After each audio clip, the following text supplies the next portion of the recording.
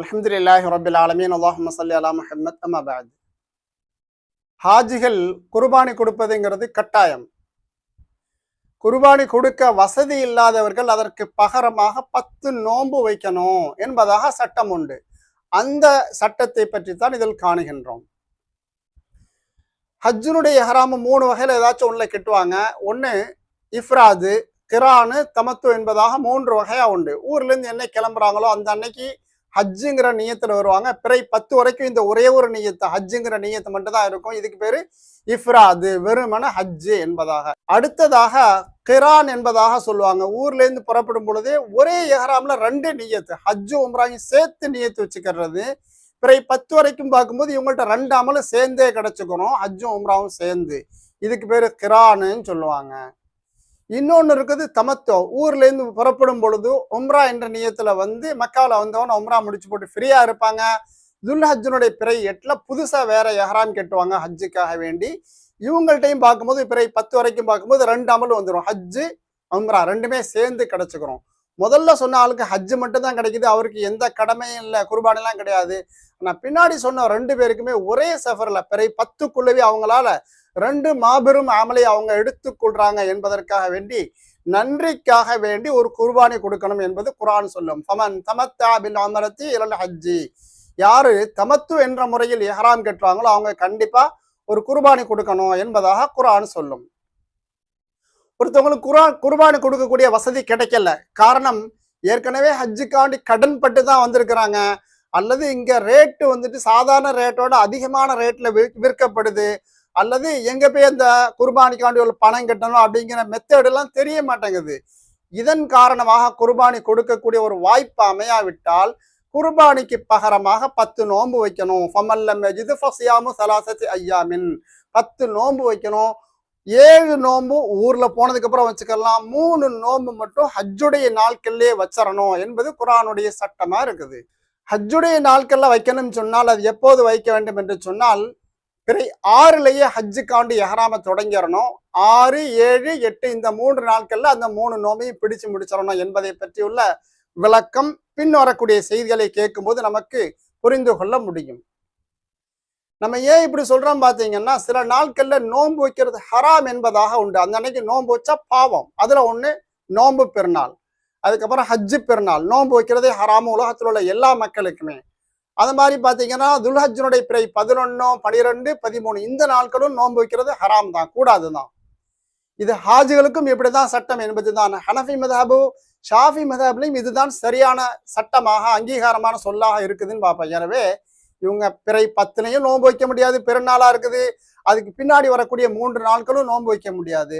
அரஃபாவுடைய நாளைக்கு எல்லாரும் நோன்பு வைப்பாங்க, ஹாஜிகளாய நாம் நோன்பு வைக்க முடியாது. காரணம் அந்த அன்னைக்கு நோன்பு வச்சாச்சுன்னா பின் வரக்கூடிய நாட்களில் அமல்ல பலகீனம் ஏற்படும் என்பதன் காரணமாக நோன்பு வைக்காம இருப்பது தான் அவங்களுக்கு சுன்னத்து என்பதை நம்ம பார்க்கிறோம். எனவே தான் நாம சொன்னோம், பிறை 6, 7, 8 இந்த 3 நாள்ல அந்த 3 நோன்பையும் பிடிச்சு முடிச்சிடணும் என்பதாக சொன்னோம். நம்ம சொல்லும் பொழுது பிறை 6லயே எஹ்ராம தொடங்கிறோம்னு சொன்னோம். பொதுவாக தமத்துல வரக்கூடியவங்க பிறை 8ல தான் அவங்க எஹ்ராம தொடங்குவாங்க. ஆனா யாரு நோன்பு வைக்கணும் அப்படிங்கிற எண்ணத்துல இருக்கிறாங்களோ குர்பானிக்கு பகரமா இவர்கள் மட்டும் பிறை 6லயே அந்த நோன்பை ஆரம்பிச்சிடணும். ஏன் கேட்டீங்கன்னா, நோன்பு இல்லாம இந்த எஹ்ராம் நியத் வைக்காமல் இந்த 3 நோன்பை வைத்தால் இந்த நோன்பை பற்றி கூடும் கூடாது என்பதாக கருத்து வேறுபாடுகள் நம்ம மேல வந்துகிட்டு வரும். சில இமாம்கள் அங்கீகரிக்க மாட்டாங்க. நாம செய்யக்கூடிய அமல் எல்லாராலும் அங்கீகரிக்கப்படக்கூடிய அளவுக்கு தரம் மிக்கதா ஆக்கணும் என்பதற்காக வேண்டி பிறை 6லயே வந்து நம்ம எஹ்ராம் நியத் வச்சிடணும். ஹஜ்ஜுக்காக வேண்டி நியத் வச்சதுக்கு அப்புறம் பிறை 6, 7, 8 இந்த 3 நாட்கள் நோன்பு வைத்து நம்ம முடிக்கணும் என்பதை நம்ம சொல்றோம். ஒருத்தவங்க அரஃபாவுக்கு முன்பே இந்த 3 நோன்பையும் பிடிச்சிடணும்.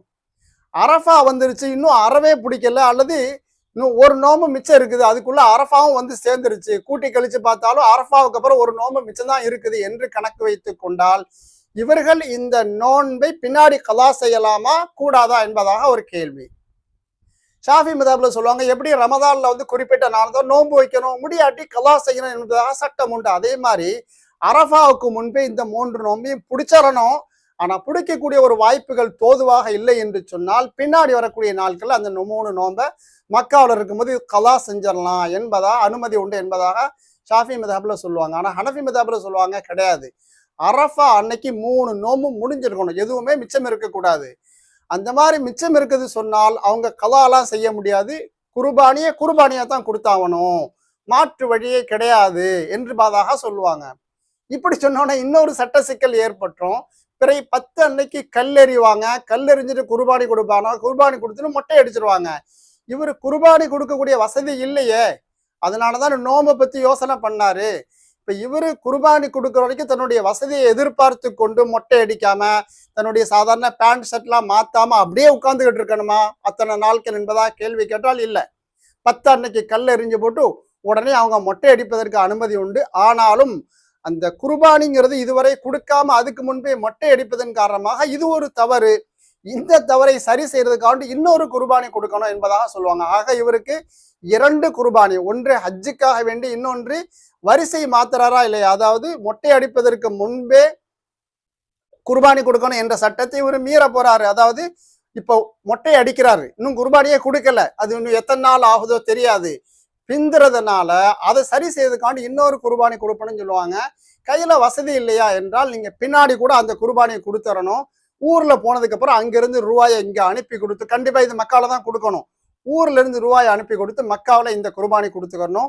2 மொத்தமாக கொடுக்க வசதி இல்லாவிட்டாலும் ஒரு குர்பானி இப்ப பின்னாடி ஒரு குர்பானி என்பதாக இடைவிட்டு கூட கொடுத்தரணும். மொத்தத்துல பார்த்த செய்தி, நம்ம ஹாஜிகள் கண்டிப்பா குர்பானி கொடுத்தாகணும். கொடுக்க முடியாதவர்கள் 10 நோன்பு வைக்கணும், 3 நோன்பு மட்டும் ஹஜ்ஜுடைய நாட்கள்ல வச்சிடணும். அது வைக்கிறது பிறை 6, 7, 8 அந்த நாட்கள்ல வச்சிடணும். அந்த ஹஜ்ஜினுடைய எஹ்ராம் பிற 6லயே தொடங்கிக்கிட்டு அதுக்கப்புறம் இந்த 3 நோன்பு வைக்கணும் என்பது சுருக்கம். அல்லாஹு அஅலம்.